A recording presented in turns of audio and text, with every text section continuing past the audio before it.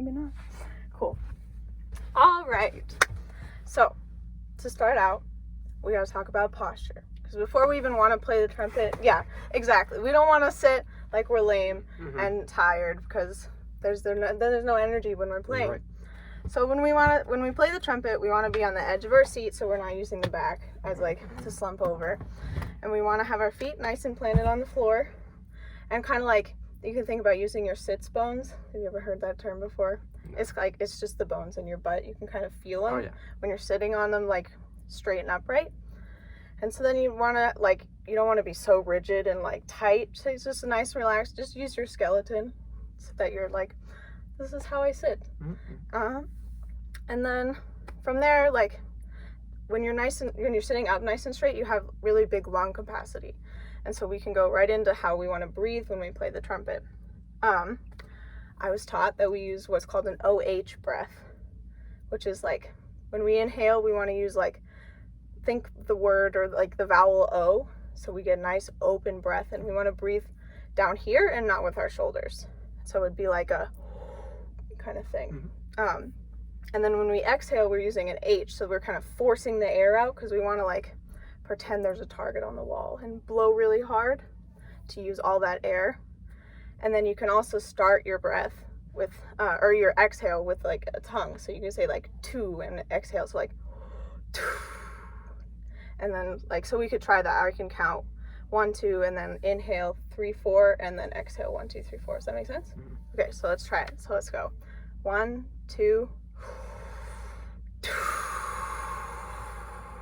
Good. That's awesome.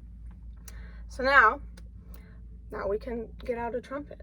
And to do that, we don't want to open our cases on our lamps because our case could like flip off and damage the trumpet. So we want to set it on an even surface, whether that's like a nice flat bench or the ground. Ground's probably better. And then we want to make sure like the skinny top part is the top part, because if you open it the other way, it's going to be upside down and it's going to be a mess. Sure is. And so then yours is a zipper case, so you got to unzip it. Mine just has little clasps, like latches that I unlatch. And then you can flip it open. Perfect. And then you just pull the big hunk of metal out. And then there's two parts. I mean, there's lots of parts to a trumpet, but two physical parts to hold. So then you got to grab one of your mouthpieces, because you have two. And then to put it together, it's just you put the mouthpiece, no, not that way. We want to take the skinny part, match it with the other skinny part. This is the lead pipe, so it puts into the lead pipe. And so then we want to talk about how to hold it, obviously, because we don't want to do that. You're gonna hurt your trumpet. So first thing, like we're not always gonna hold it up. So when we set it down, we want to set it with this long pipe, this lead pipe, this one. We want it facing up. Or you could also think about this. This is your second valve slide. We don't want that facing the ground or your lap or a chair, because it could get broken or damaged. So we want it to sit up like this. So whenever you're not playing it, do this. Unless you have a stand, then you can set it their waist. But when we hold it in our hands, we want to take our right hand, and you can just for now hold it with this other hand so you can hold it up. And you take your thumb, and you want to put it between the first valve, which is this is a valve, between the first valve and the second valve under the lead pipe, like that. So it just sits in this little crack right here, which is nice. And your pinky can go in the hoop, which is usual, or on it, however's comfy for you. And then these fingers just end up playing the valves. And then your other hand you take, and you have a thumb saddle or hook, so you put it just right in there. It's nice. And then you take your other finger. I don't have the little slide, but you can put your finger in the slide. You can use your ring finger, and then you want to make sure all your other fingers are underneath the bell, so down here, and they can rest on the other valves. And then your pinky can go under to support the trumpet if that's comfy for you. And that's kind of how you hold it. So it's in your hand now. And then we go back to how we talked about our posture, right? We want to make sure we're nice and straight. And then we don't want to play into the ground, because that's no good. And we don't want to play into the ceiling, because that just looks stupid. So you want to you can point it at like a stand if you're playing it with a stand, or point it next to the stand so it's nice in front of you. So you like this, and obviously you're going to play the end with the mouthpiece. And so then the other thing we want to be conscious of is our shoulders and our elbows. We don't want our shoulders to be by our ears because that's uncomfortable. And we don't want our elbows to be like way in like this because that's just not comfy. And we don't want to be flying, like we don't have wings. It's just nice rested. You can almost make like a 90-degree angle between them. And that's just kind of how we hold our trumpet. Yeah, so then next, we want to make a sound with it, right? That's crazy. Yeah. So we can set these down because we want to start with our embouchure first. To do that, you've probably heard that you have to buzz, because so we can tighten the corners of our mouth, but we don't want to like pout or anything. We want our lips to be tight to our teeth, and then you kind of just like make little elephant sounds, like you just buzz with your lips. So it'd be like, can you try that? Fair enough. It's not very easy, but so we got to keep working on that. But we can also try it with our mouthpiece. So then we at least get a fun sound. Ooh.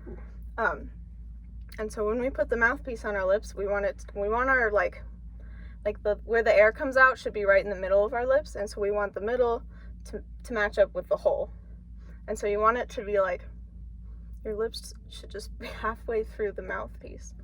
And remember, we gotta have tight corners and flat lips, so we can put it up and then we can try and buzz. That's great. Wow. Yeah. And so then when you're like, it's a good way to warm up is to practice just on your mouthpiece first, but then when you're feeling kind of warmed up, you can put it back on your trumpet, and then we can put it up with our nice posture, and we can try and make a sound, like a full trumpet sound. And so we want to remember that OH breath we talked about, right? So let's do the same thing where I'll count 1, 2, and then we can go inhale for 3, 4, and then we'll play sound. And so let's try it. So 1, 2. That's awesome. Wow. Did you remember to use your tongue on your exhale? Great. Cool. So now we made a sound. So let's learn 3 notes just for now, just to start out with. So the one we just played with all the valves up is called C.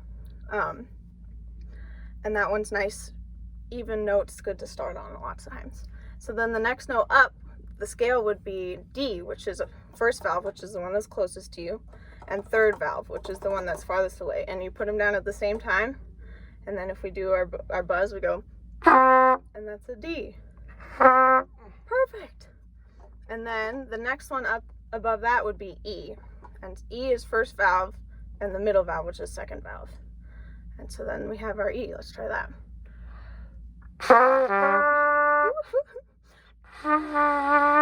There we go. I did it. You did it. You did it better than me. I'm picking up fast. You're going to be a great trumpet player for sure. Yeah, and so then when you learn the rest of the notes, when we go up the scale, we have to have like faster air and a smaller embouchure, which like just takes time. You got to practice and work it up. And when you go down, kind of the opposite happens. Like you still have lots of support in your air, but you have a looser mouth. Then so we talked about tonguing, right? And so like we can tongue between notes too. And so not like we can start with a tongue, then we can like if we played like C to D, we could go C, tongue into D. But then the other thing we could do is slurring. And to do that, you just kind of blow through the chains, but you gotta make sure your fingers move fast enough that you don't get random notes, and they want to move at the same time. And so once we know that, we can play a simple song that I brought, which is 3 Blind Mice, which is just the notes E, D, C. You've heard the tune before. I've heard the tune. So, and you see the slur marks there. So let's try and play that, and using, like, keeping in mind our tonguing and our slurs. Sound good? So let's go like da da da. Sound good? All right, ready? 1, 2, 3. High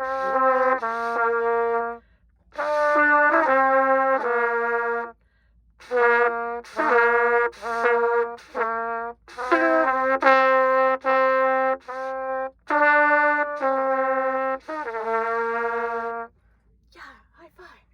That's awesome. We did it. And then, so let's pretend that's like the end of our practice. And so now we want to put it away, and it just goes nice and back in its case. So you got to take the mouthpiece out. Perfect. And you put it back in the little hole in the side of your case. And then you got to take this, and you want to make sure, well, for your case, it goes straight up and down. But my case, remember, we got to keep the second valve up. And we just set it in there. In yours, we want to match the bell with the bell shape and keep the valves pointing up. Yep. And then you just close it and latch it, zip it all up. And now you're a pro trumpet player. Yeah.